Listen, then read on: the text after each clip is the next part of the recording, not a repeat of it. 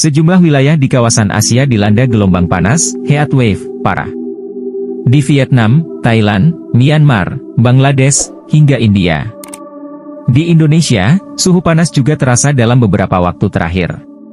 BMKG mencatat, suhu maksimum tertinggi di Indonesia mencapai 37,0 derajat Celcius, per 27 April 2024. Kamis, 2 Mei 2024, pukul 7 WIB, BMKG merilis, suhu maksimum tertinggi di Indonesia mencapai 36,1 derajat Celcius, dilaporkan Stasiun Meteorologi Pangsuma, Kapuas Hulu, Kalimantan Barat. Lalu, apakah Indonesia mengalami gelombang panas seperti negara-negara tetangga? Deputi Bidang Meteorologi BMKG Guswanto mengatakan, fenomena suhu panas di Indonesia bukan gelombang panas. Dia menjelaskan, fenomena suhu panas di Indonesia terjadi karena posisi semu matahari pada bulan April berada dekat sekitar Khatulistiwa, dan menyebabkan suhu udara di sebagian wilayah Indonesia menjadi relatif cukup terik saat siang hari. Bukan heat wave. Karena ini memiliki karakteristik fenomena yang berbeda.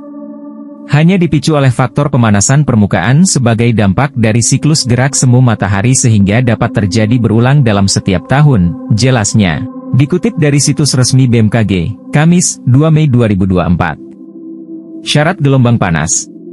Guswanto mengatakan, gelombang panas umumnya terjadi di wilayah terletak di lintang menengah hingga lintang tinggi, di belahan bumi bagian utara dan selatan, pada wilayah geografis yang memiliki atau berdekatan dengan massa daratan dan luasan yang besar, wilayah kontinental atau subkontinental.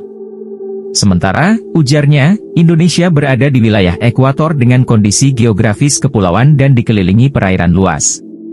Dia pun mengungkapkan syarat terjadinya gelombang panas. Syaratnya itu suhu maksimum harian lebih tinggi dari suhu maksimum rata-rata hingga 5 derajat Celcius, dan biasanya muncul 5 hari. Misalnya suhu hariannya 37 derajat Celcius, berarti kalau ditambah 5 derajat Celcius, kan jadi 42 derajat Celcius, katanya, Kamis, 2 Mei 2024. Sementara, suhu maksimum di Indonesia, yang tertinggi masih di kisaran 36-37 derajat Celcius. Cuaca ekstrim. Sementara itu, Kepala Pusat Meteorologi Publik Andri Ramdhani menambahkan, bulan April merupakan periode peralihan musim dari musim hujan ke musim kemarau di sebagian besar wilayah di Indonesia. Dia pun mengimbau masyarakat meningkatkan kewaspadaan dan antisipasi dini terhadap potensi cuaca ekstrim. Seperti hujan lebat dalam durasi singkat yang dapat disertai kilat, petir dan angin kencang, angin puting beliung, dan fenomena hujan es.